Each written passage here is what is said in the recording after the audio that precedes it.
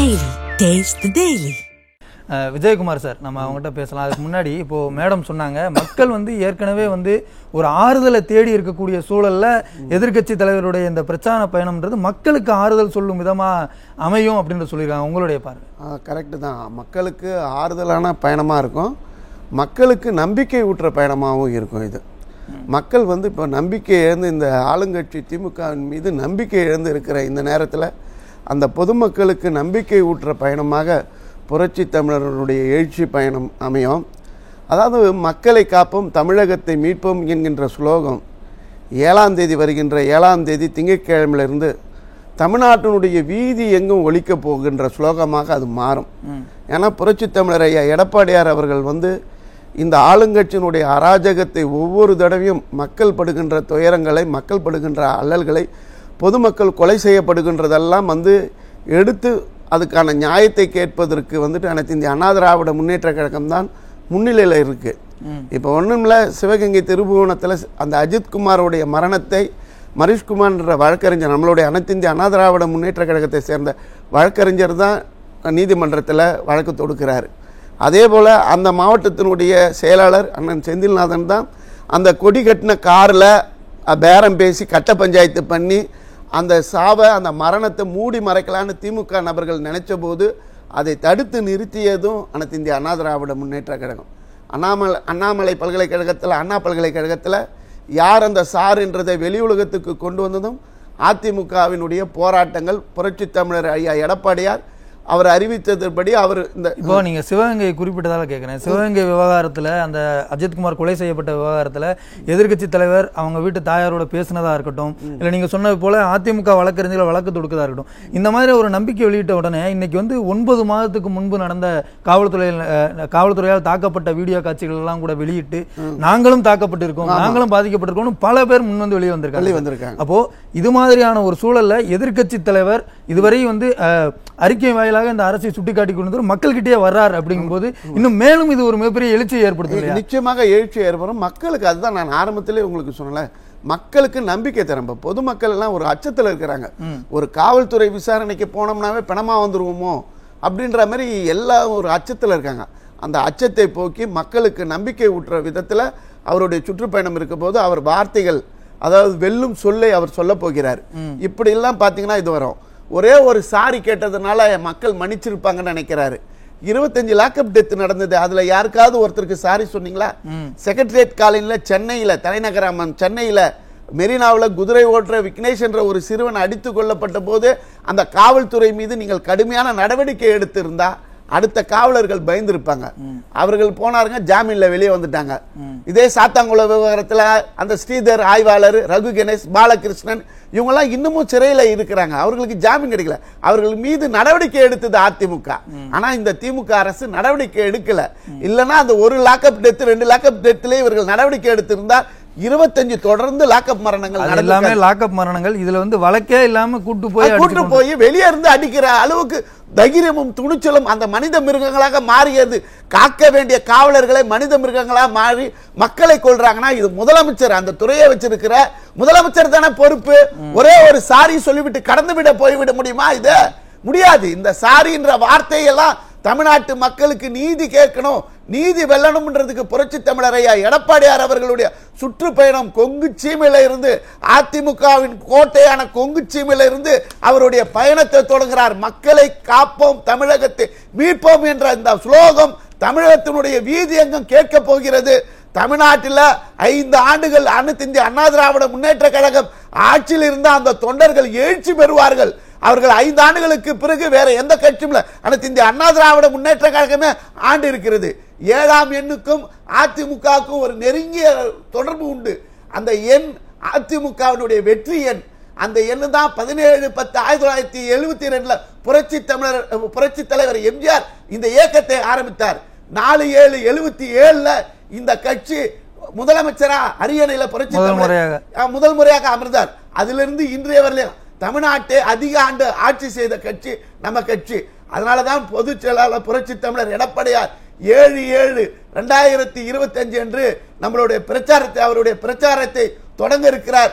அவர் பிரச்சாரத்தை முடிக்கின்ற நேரத்தில் எடப்பாடி பழனிசாமி எனும் நான் என்கின்ற வார்த்தை கோட்டையில் முதல்வராக அவர் பதவி பிரமாணம் ஏற்கின்ற காட்சியை தமிழ்நாட்டு மக்கள் பார்ப்பார்கள். சரி விஜயகுமார் சார், இப்ப 7ங்கிறது வந்து அதிமுகவுக்கு மிக ராசியான நம்பர், அங்கிருந்து தொடங்குறாருன்னு சொல்றீங்க. ஆனா முதல் இந்த எதிர்க்கட்சி தலைவர் தொடங்கக்கூடிய இந்த சுற்றுப்பயணம் ஆளும் திமுகவுக்கு வந்து ஒரு 7.5 இருக்கும் போல. ஏன்னா ஆரம்பிக்கும் போதே இன்றைக்கு அவர் வெளியிட்டிருக்கக்கூடிய மடல்லே பல விவகாரங்களை சுட்டி காட்டுறாரு இல்லையா? அந்தந்த தொகுதிக்கு போய் அங்க கொடுத்த வாக்குறுதிகள் எல்லாம் ஸ்டாலின் செய்யலைங்கிற அம்பலப்படுத்துறாருன்னா இதுவரை 80%, 90% சொன்னதெல்லாம் மக்கள் மத்தியில் அம்பலப்பட்டு போகுமே. ஆமா, நிச்சயமா. இப்போ கொங்கு மண்டலத்துல நம்ம ஆரம்பிக்கிறாரு, அத்திக்கடவு அவிநாசி திட்டத்தை அவர் பேசுவாரு.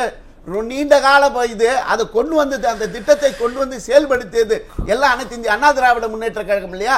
அவர் ஒவ்வொரு மாவட்டத்துக்கு போகும்போது அவர் 4 ஆண்டு 2 மாத கால ஆட்சியில் செய்த சாதனைகளை, அனைத்து இந்திய அண்ணா திராவிட முன்னேற்ற கழகம் ஆட்சியில் இருந்த போதெல்லாம் செய்த சாதனைகளை மக்களுக்கு சொல்வார்கள் அல்லவா?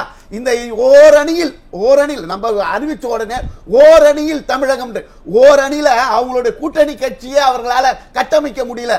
ஓரணியில் தான் முதல் உங்க கூட்டணி கட்சி தலைவர்களோடு சேர்ந்து போயிட்டு இந்த மு.க. ஸ்டாலின் முதலமைச்சர் அவர்கள் தேர்தல் பிரச்சாரத்தை பரப்புரையை தொடங்கினாரா? வீடு தேடி சென்றாரா? இல்லையே. அதிலேயே சந்தேகங்கள் இருக்கிறது. ஓரணியில் அவர் சொல்றது தன்னுடைய கூட்டணி கட்சிகளை ஓரணியில் தான் சொல்றாரு. மக்கள் எதிரணியில் இருக்கிறார்கள், எதிரணியாக இருந்து வாக்களிக்க போகிறார். அவருக்கு இப்போதே தெரிந்து விட்டது 2026 தேர்தலில் தோற்க போகிறோம் என்பது இப்போதே தெரிஞ்சுதான் அவர்களுக்கு தோல்வி பயத்துல. அதிமுக வந்து பிரச்சாரத்தை முதல்ல ஆரம்பிக்கல, களத்திலையும் அவங்க தான் முன்னாடி இருக்கிறாங்கன்னு சொல்றீங்க. அனைத்து ஆமாங்க, இவர்கள் இப்பதாங்க வந்து திண்ணை பிரச்சாரத்தை ஆரம்பிச்சிருக்கிறாங்க. நம்ம திண்ணை பிரச்சாரத்தை 3-4 மாதத்துக்கு முன்னாடியே ஆரம்பிச்சுட்டுமே. அனைத்து இந்திய அண்ணா திராவிட முன்னேற்ற கழகத்தினுடைய கடகோடி தொண்டர்கள் எல்லாம் வீடு தேடி மக்களை சந்திக்கிறார்கள். அப்படி போய் சந்திக்கும் போது ஒரு ஆசிரியருக்கு வீட்டில் நான் போய் வாக்கு கேட்கிறேன், நானே சாட்சி. அந்த ஆசிரியர் சொல்றாரு, இந்த வாட்டி நான் திமுகவுக்கு ஓட்டு போட மாட்டேன்ப்பா, போன வாட்டி தான் ஓட்டு போட்டேன், இந்த வாட்டி போட மாட்டேன். ஏன்னா போட மாட்டேன்னு கேட்கிறேன் நானு. என்னப்பா ஆசிரியர் பகுதி நேர ஆசிரியர்களை பணி நிரந்தரம் செய்யறாரு, பழைய ஓய்வூதிய திட்டமே வழங்குறேன்னாரு, இதுவரையிலும் வழங்கலப்பா, ஆசிரியர்கள் எல்லாம் ஏமாத்திட்டாருன்றார். அதுக்கு அடுத்த வீட்டுக்கு போறேன், 12ஆம் வகுப்பு படிக்கிற மாணவன் கிட்ட போறேன், அவன் போய் கேட்கிற இந்த வாட்டி ஓட்டு போட மாட்டேன் நான் திமுக, நான் ஏன் தம்பி அப்படின்னு கேட்கிறேன். நீட்டை ரத்து பண்ணுவோம், நாங்க முதல் கையெழுத்தை நீட்டு ரத்து தான் அப்படின்னு நீட்டு நாடகத்தை வந்து பண்ணாங்க. இதுவரையிலும் 4 வருடம் ஆயிடுச்சு. நீட்டுக்காக மாணவர்கள் தற்கொலையும் தொடர்ந்து கொண்டே இருக்கிறது. அப்படி பொய் சொல்லி வந்தவர்களுக்கு நான் எதுக்கு நான் வாக்களிக்க போறேன்றான். அடுத்த வீட்டுக்கு போய் சொல்றேன், பெண்மணியை சந்திக்கிறேன். அந்த பெண்மணி சொல்றாங்க, எப்பா தாலிக்கு தங்கம் கொடுத்தாங்க, நாங்க வேலைக்கு போகிறதுக்கு வந்துட்டு எங்களுக்கு ஸ்கூட்டர் கொடுத்தாங்க, எல்லாம் கொடுத்தது அதிமுக ஆட்சி. இந்த ஆட்சி ஒண்ணுமே இல்ல, விடியல தரேன்ட்டு மக்களுடைய வாழ்வாதாரத்தை, மக்களுடைய வாழ்வை தான் முடிச்சிருக்கிறாங்க அப்படின்னு சொல்றாங்க. இந்த இடைப்பிலையும் சொல்றாங்க. மாணவன் சொன்னதை ஒண்ணு விட்டுட்டேன். உங்க ஆட்சியில லேப்டாப் தந்தீங்க, இந்த ஆட்சியில நாங்க வந்து கணினி தரோம், அதை தர கையடக்க இது தரோம்னு சொன்னாங்க, எதுவுமே கொடுக்கலங்க.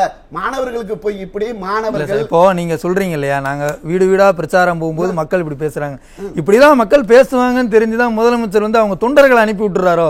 ஆமா, நீங்க போய் ஓட்டு கேட்டு வாங்கன்னு. நீங்க போய் அவர்கள் தொண்டர்கள் ஓரணியில் போய் மக்கள் சந்திக்கிறாங்க. அந்த மக்களை அவங்க சந்திக்கிற வீடியோ காட்சி அவங்க போடுறாங்க சமூக வலைத்தளத்துல. அதை முழுமையாக போட சொல்லுங்களேங்க. மக்கள் என்ன சொல்றாங்க, லைட் ஏரியல, விளக்கு ஏரியல, ரோடு சரியில்லை, எல்லாம் குறையாவே சொல்றாங்களே தவிர அந்த குறை சொல்றத முழு வீடியோ அவங்கள போட்டு இது பண்ணது.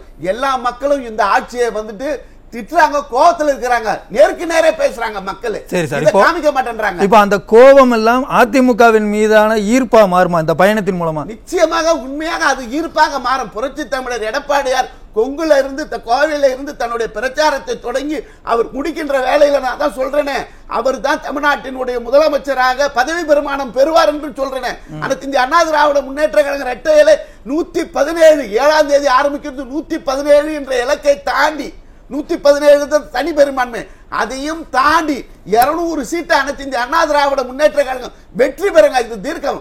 மக்களுடைய எண்ணங்கள் அப்படி இருக்கு. திமுக என்ன சொல்லலாம், கூட்டணி பலம். நான் எல்லா இதுலயும் சொல்றேன், 1980 நடந்த வரலாறு மீண்டும் 2026 திரும்புகிறது. 80 எம்ஜிஆருடைய ஆட்சியை கலைச்சிட்ட உடனே காங்கிரசும் திமுக வலுவான கூட்டணி, வெற்றி கூட்டணி, நம்ம உடனே இந்த ஆட்சியை கலைச்சு தேர்தலை வைப்போம்னு சொல்லிட்டு தேர்தலை சந்திச்சாங்க. வலுவான கூட்டணி, வெற்றி கூட்டணி. புரட்சி தலைவர் எம்ஜிஆர் போனார், மக்களிடம் சென்றார், நான் என்ன தவறு செய்தேன் என்ற ஒரு வார்த்தை மீண்டும் அவரை தனி பெரும்பான்மையோடு ஆட்சி அமைக்க வச்சது. அதே போல 1980 நடந்தது போன்று 2026 நடக்க போகிறது. இன்றைக்கு எதிர்க்கட்சி தலைவர் என்னென்ன பிரச்சனைகள் எல்லாம் முன்வைக்க வாய்ப்பு சார்? எதுதான் என் சகோதரி சொன்னாங்களே, தாய் குலங்கள் பெண்களுடைய இது, ஒரு பெண்ணு கூட பாதுகாப்பா தமிழ்நாட்டில் இருக்க முடியல. குமரியில இருந்து கேள்வி வரலையும் அந்த பெண்ணை கொலை பண்றாங்க, கற்பழிப்புக்கு விட்டாங்க, பாலியல் சீண்டல்கள் எல்லாம் நடக்குது. ரோட்ல வீதியில நடந்து போறவங்களுக்கு பாதுகாப்பு இல்ல, வீட்டில் விட்டு வெளியே போன உயிரோட திருமணம் இல்ல. தலித் தலைவர்கள் தொடர்ந்து படுகொலை ஆக்கப்படுகிறார்கள். நான் பேசிக் கொண்டிருக்கிற இந்த நேரத்தில் தான் பகுஜன் சமாஜ் கட்சியினுடைய ஆம்ஸ்ட்ராங் அவர்கள் வெட்டி சாய்க்கப்பட்டு கொலை செய்யப்பட்டு இன்றோடு ஓராண்டுகள் ஆகிறது. இப்படி தலித் தலைவர்கள் தொடர்ந்து கொல்லப்படுகிறார்கள். தலித்துகளுக்கு பாதுகாப்பு இல்லை, எந்த மக்களுக்கும் பாதுகாப்பு இல்லை. அப்படி இந்த பாதுகாப்பு இல்லாத இந்த ஆட்சியை மக்கள் திருப்பி வரவேற்பார்களா? இந்த ஆட்சியை வீட்டுக்கு விரட்டி அனுப்புவதற்கு ஆட்காட்டியுடைய விரலை எதிர்நோக்கி காத்துக் கொண்டிருக்கிறார்கள். நீங்கள் பொறுத்திருந்து பாருங்கள். 200 சீட்டுகளுக்கு மேல அனைத்து இந்திய அண்ணா திராவிட முன்னேற்ற கழக கூட்டணி வெற்றி பெற்றது என்கிற செய்தி வரும்.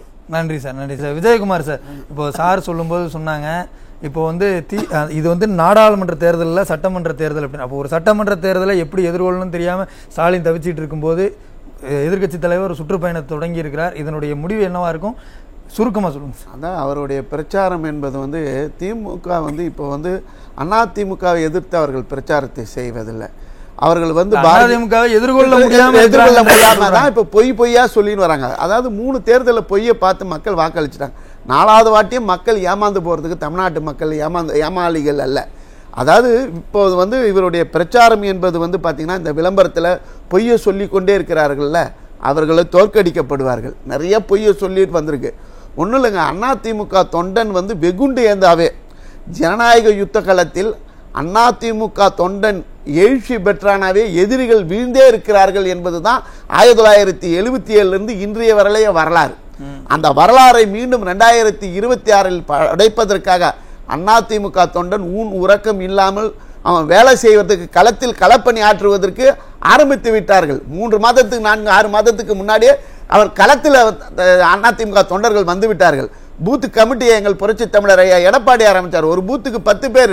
அப்படி எல்லா வேலைகளும் களத்தில் வந்து வேலை செய்துட்டோம். இப்போ எங்களுக்கு புரட்சி தமிழர் எங்கள் பொதுச் செயலாளர் எடப்பாடியார் அவர்கள் களத்துக்கு வரும்போது மேலும் எங்கள் தொண்டர்கள் உற்சாகம் அடைந்து களத்தில் இறங்கி இருக்கும் போது விஸ்வரூப தரிசனம் அதிமுக தொண்டன் நிற்கின்ற போது எதிரிகள் எந்த கூட்டணியில எப்படி வந்தாலும் தோற்க போறார்கள். அண்ணன் சொன்னார்ல, எங்கள் பிரச்சாரத்தை முடிக்கின்ற போது ஜெயின் ஜார்ஜின் கோட்டையினுடைய முதலமைச்சராக எங்கள் எடப்பாடியார், எடப்பாடி எனும் பழனிசாமி எனும் நாள் என்கின்ற ஒழிக்கின்ற நாள் விரைவில் இல்லை. அவர் முதலமைச்சராக பதவி பிரமாணம் பெறுவதை எந்த சக்தியாலும் இல்லை. இறைவனுடைய சக்தியோடு மக்கள் சக்தியோடு அனைத்து இந்திய அண்ணா திராவிட முன்னேற்ற கழகம் மகத்தான வெற்றியை பெறும். நன்றி சார்.